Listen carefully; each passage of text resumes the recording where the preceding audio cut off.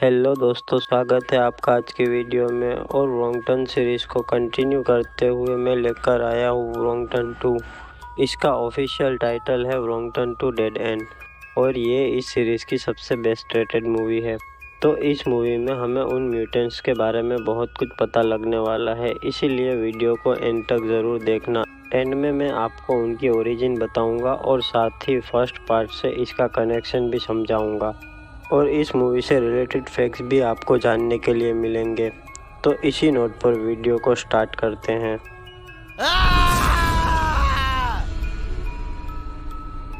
के स्टार्ट में हम देखते हैं मॉडल किम्बरली को और वो एक रियलिटी शो शूट करने के लिए वेस्ट वर्जीनिया के जंगल में जा रही थी।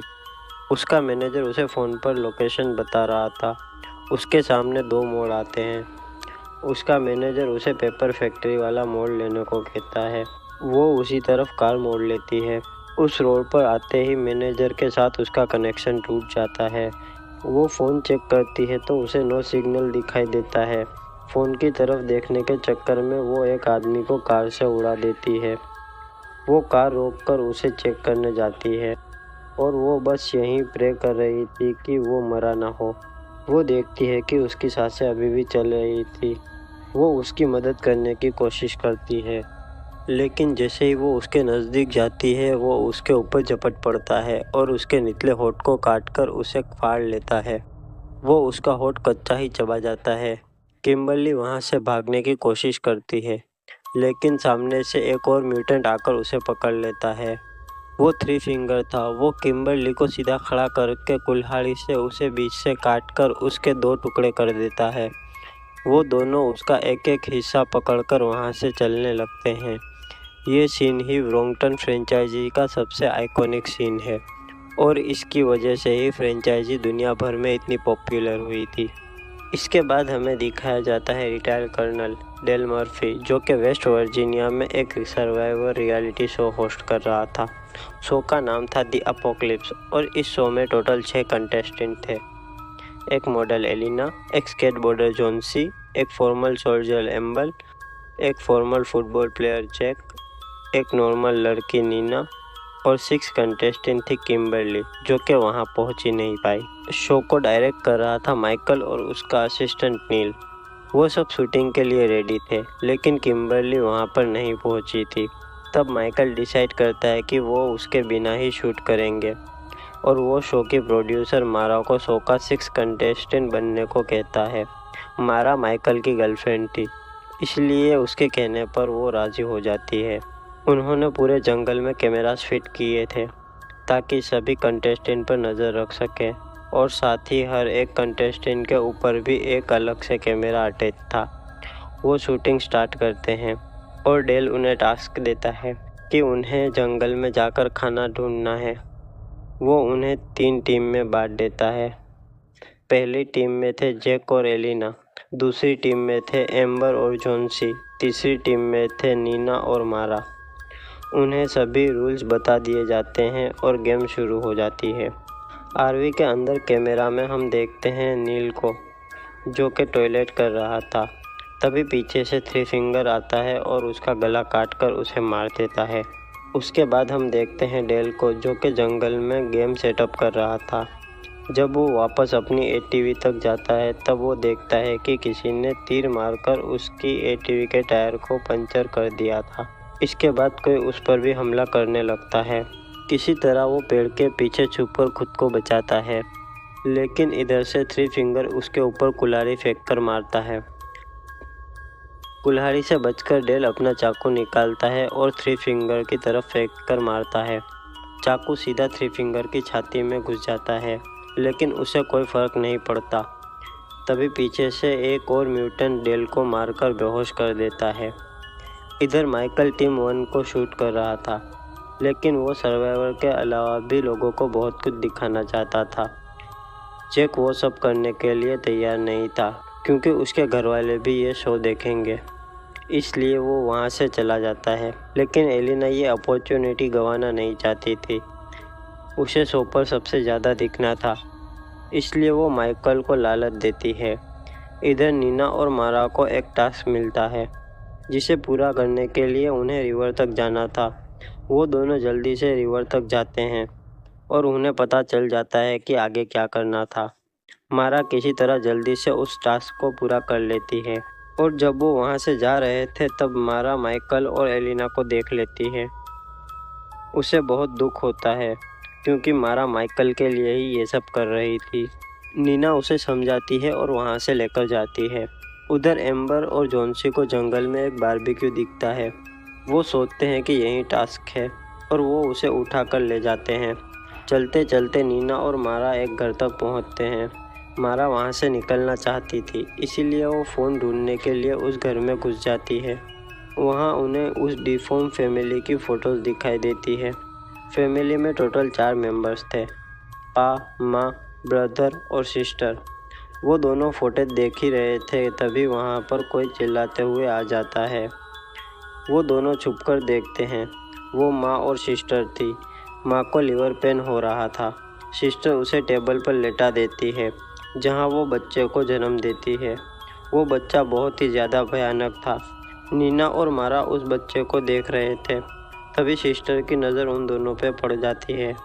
वो दोनों रूम का दरवाज़ा बंद करके उसके सामने बेड अड़ा देते हैं, लेकिन सिस्टर उस दरवाजे को तोड़ने लगती है।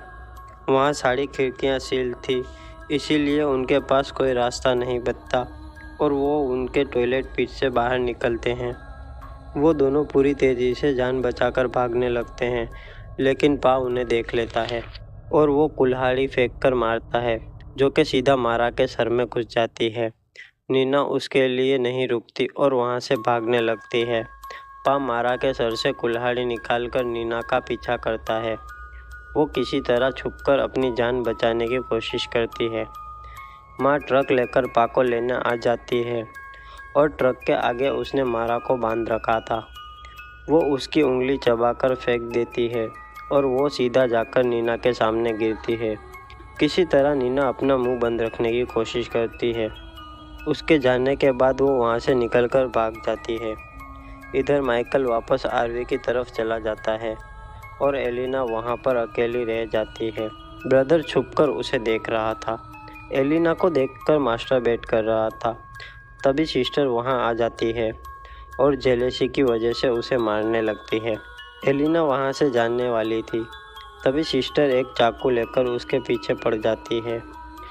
वो उसकी कमर में चाकू मार मार कर सारा मांस फाड़ देती है, जिससे उसकी स्पाइनल तक दिखने लगती है और वो मर जाती है।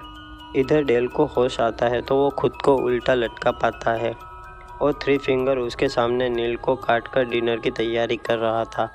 तभी वहाँ पा और माँ भी आ जाते हैं और वो मारा की बॉडी को वहाँ फेंक कर चले जाते हैं। थ्री फिंगर डेल को मारने के लिए आगे बढ़ता है, लेकिन वो किसी तरह उसको चोट पहुंचाकर खुद को आज़ाद कर लेता है। डेल बहुत ही बहादुर था और वो बिना डरे थ्री फिंगर से मुकाबला करता है और आखिर में उसके हाथ से गन छीनकर उसे ही उड़ा देता है।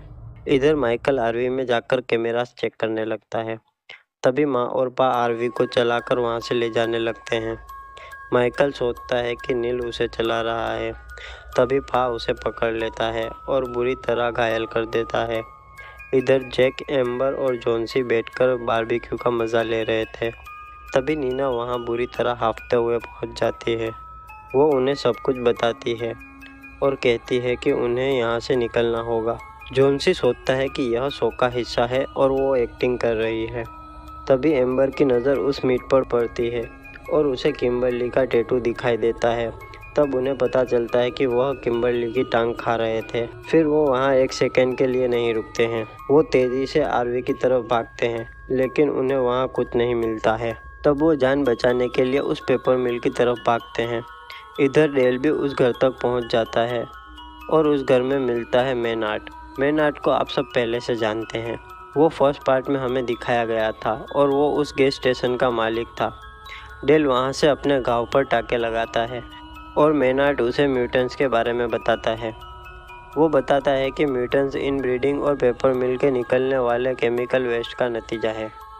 जैसे ही उसे पता चलता है कि डेल ने थ्री फिंगर को मार दिया है, वो डेल के ऊपर हमला कर देता है। वो कहता है कि वो उसका बेटा था। डेल वहाँ से एक डायनामाइट उठाता है और उसे मैनार्ड के पीछे लगा देता है, जिससे उसके चीथड़े उड़ जाते हैं। इसके बाद डेल उनसे भिड़ने की तैयारी करने लगता है। इधर वो सब मिल को ढूंढ रहे थे और जंगल में उन्हें किसी के चिल्लाने की आवाज़ आ रही थी। वो ब्रदर और सिस्टर थे, लेकिन सिस्टर ने एलिना के जूते पहन रखे थे और वो सोचते हैं कि ब्रदर एलिना का रेप करने की कोशिश कर रहा है। वो उसकी मदद के लिए आगे बढ़ते हैं और तभी वो दोनों उनके पीछे पड़ जाते हैं। नीना उन सबको छोड़कर वहाँ से भाग जाती है। वो तीनों किसी तरह उनका मुकाबला करते हैं और उनसे बचकर वहाँ से भाग जाते हैं। भागते भागते नीना एक गड्ढे में गिर जाती है और बहुत कोशिश के बाद भी वहाँ से बाहर नहीं निकल पाती। आप देख ही चुके हैं कि वो बहुत ज़्यादा सेल्फिश है। ना तो उसने मारा की मदद करने के बारे में सोचा और ख़तरा देखकर वो उन्हें भी छोड़कर भाग आई। फिर भी जैक उसे ढूंढने जाता है। वो एम्बर और जोन्सी को मिल पर मिलने को कहता है। नीना के चिल्लाने की आवाज़ से वो उसे ढूंढ लेता है। किसी तरह वो उसे बाहर निकाल लेता है, लेकिन इन सब के चक्कर में जैक का शोल्डर डिसलोकेट हो जाता है। वहाँ उन्हें एक ट्रक की आवाज़ सुनाई देती है और वो जल्दी से वहाँ से भागने लगते हैं। भागते भागते वो बिल्कुल एज तक पहुँच जाते हैं। उनके नीचे रिवर थी। तभी सिस्टर वहाँ आ जाती है और उनके ऊपर गोलियाँ चलाने लगती है। उनके पास कोई रास्ता नहीं बचता, इसलिए वो दोनों वहाँ से कूद जाते हैं। इधर भागते भागते जोन्सी एक ट्रैप में फंस जाता है और उसे बचाने के चक्कर में एम्बर भी फंस जाती है। तभी पा और ब्रदर वहाँ आ जाते हैं। पा उनके ऊपर निशाना लगाने वाला था। तभी वो अपने बेटे को चांस देता है और ब्रदर एक ही तीर में दोनों को मार देता है। नीना और जैक किसी तरह मिल तक पहुँच जाते हैं।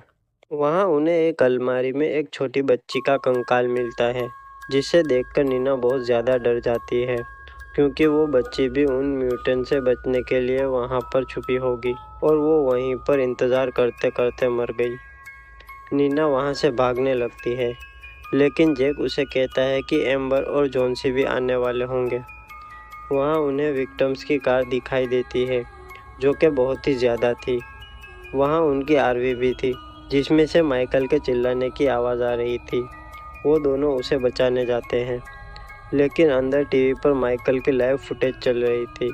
वहाँ माँ उसे मार देती है और जैक को समझ आता है कि ये एक ट्रैप है, लेकिन तब तक बहुत देर हो चुकी थी और वो उन दोनों को भी पकड़ लेते हैं। जब नीना की आँख खुलती है तो वो खुद को एक डाइनिंग टेबल पर बंधा पाती है और जैक को भी वहाँ लटका रखा था। वो फैमिली डिनर कर रही थी और डिनर से पहले वो सब प्रे भी करते हैं। ब्रदर ज़बरदस्ती नीना के मुंह में भी खाना डाल देता है। हम देखते हैं कि असल में वो फैक्ट्री ही उनका घर थी। माँ जाकर एक ग्राइंडर में बचे हुए वेस्ट को फेंक देती है और डेल वहीं पर छुपकर उसे देख रहा था। उसके जाते ही बाहर आ जाता है, लेकिन गलती से उससे आवाज़ हो जाती है और वो सब सुन लेते हैं और उसे ढूंढने लगते हैं। डेल ब्रदर और सिस्टर को जाल में फंसाता है और उन दोनों को भी डायनामाइट से उड़ा देता है। इधर नीना खुद को आज़ाद करने की कोशिश कर रही थी। तभी डेल वहां आकर उसकी मदद करता है और वो उन दोनों को आज़ाद कर देता है। पा और माँ भी वहां आ जाते हैं और अपने बच्चों के चिथड़े देखकर वो दोनों पागल हो गए थे। पा डेल के ऊपर बहुत सारे तीर मारता है, लेकिन वो बहुत टफ आदमी था। तभी माँ एक हथियार डेल की तरफ फेंकती है, जो कि उसकी गर्दन से लिपट जाता है और गर्दन काट देता है। डेल भी वहीं मर जाता है। नीना मिल से बाहर निकल जाती है, लेकिन जैक गलती से उस ग्राइंडर वाले रूम में पहुंच जाता है। वो दोनों भी वहां पहुंच जाते हैं और उसे ग्राइंडर में धकेलने लगते हैं। नीना को जैक की चीखें सुनाई देती है और इस बार वो सेल्फिशनेस छोड़कर उसे बचाने जाती है। वो पा की गर्दन पर काटकर सारा मांस उखाड़ देती है। इसके बाद जैक किसी तरह पा को ग्राइंडर में धकेल देता है, जिससे उसका एक हाथ पूरी तरह कट जाता है। माँ उसे ठीक वक्त पर बाहर निकाल लेती है, लेकिन तभी नीना एक लीवर खींच देती है, जिससे वहाँ बंधा लकड़ी का एक लॉक उन पर जाकर टकरा जाता है और वो दोनों ही ग्राइंडर में गिर जाते हैं। उन दोनों का कीमा बन जाता है, लेकिन नीना और जैक एक कार में बैठकर वहाँ से निकल जाते हैं और वो कार किम्बरली की ही थी। लेकिन मूवी यहीं एंड नहीं होती है। हमें दिखाया जाता है कि थ्री फिंगर अभी ज़िंदा है और वो उस डिफॉर्म बच्चे को फीड कर रहा है और यहाँ ये मूवी एंड होती है। तो इस मूवी में भी थ्री फिंगर बच ही जाता है। अब बात कर लेते हैं इन म्यूटेंट्स के बारे में।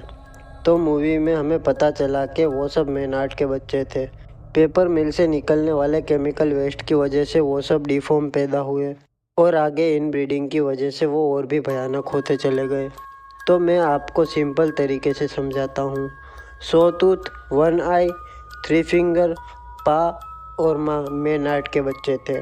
पा और माँ के इन ब्रीडिंग से ब्रदर और सिस्टर पैदा हुए जो कि अब खुद इन ब्रीडिंग कर रहे थे। उनका एक और बच्चा भी हुआ जिसे थ्री फिंगर पाल रहा था।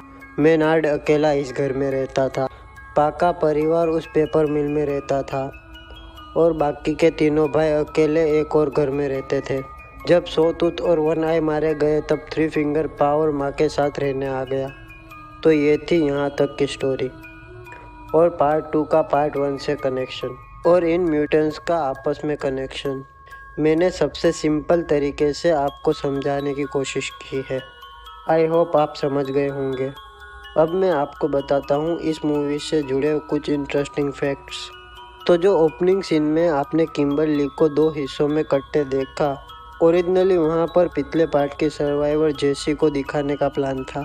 डायरेक्टर ने बताया था कि इस फिल्म में 300 गैलन खून का यूज़ किया गया है। किम्बरली सच में एक टीवी मॉडल है और ये उसकी पहली डेब्यूट फिल्म थी।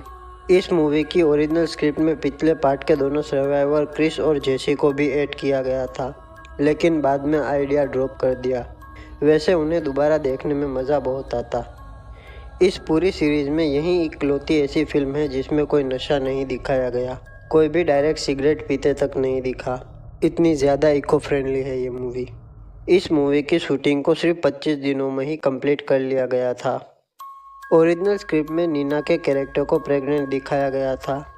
जो आपने माइकल और एलिना का सीन देखा था, ओरिजिनल स्क्रिप्ट में एलिना को फुल्ली न्यूड होना था, लेकिन बाद में उसे एक्सचेंज करके सिर्फ टॉपलेस दिखाया गया। सबसे इंटरेस्टिंग फैक्ट बताता हूँ जो कि मेरा भी फेवरेट है। 2007 में डिफॉर्म म्यूटेंट के ऊपर 2 मूवी रिलीज़ हुई थी। एक थी व्रॉन्गटन 2 और दूसरी थी द हिल्स हैव आइज 2। और इन दोनों ही मूवी में हमें डेनियाना एलोंसो देखने को मिली, जिसने इस मूवी में फॉर्मल सोल्जर एम्बर का रोल किया है और द हिल्स हैव आइज 2 में एक सोल्जर का। मूवी के डायरेक्टर और भी ज़्यादा इनब्रेड्स को ऐड करना चाहते थे, लेकिन पहले ही मूवी में बहुत ज़्यादा कैरेक्टर हो चुके थे, इसलिए नहीं कर पाए। फर्स्ट पार्ट का सिर्फ एक ही कैरेक्टर हमें इस मूवी में देखने को मिला और वो था मेनार्ड का रोल करने वाला एक्टर। इस मूवी का टीज़र 20th सेंचुरी फॉक्स ने रिलीज़ किया था, लेकिन डायरेक्टर उससे बिल्कुल भी खुश नहीं था, इसलिए उसने खुद एक ट्रेलर बनाया और 1 महीने के बाद उसे रिलीज़ किया। तो ये थे कुछ इंटरेस्टिंग फैक्ट्स जो मुझे लगा आपको अच्छे लगेंगे। तो ये वीडियो हम यहीं पर एंड करते हैं। वीडियो पसंद आई हो तो लाइक ज़रूर करना और चैनल पर नए आए हो तो सब्सक्राइब भी कर लेना। मैं मिलता हूँ आपसे इसके अगले पार्ट के साथ। तब तक के लिए सबको bye. Thank you so much.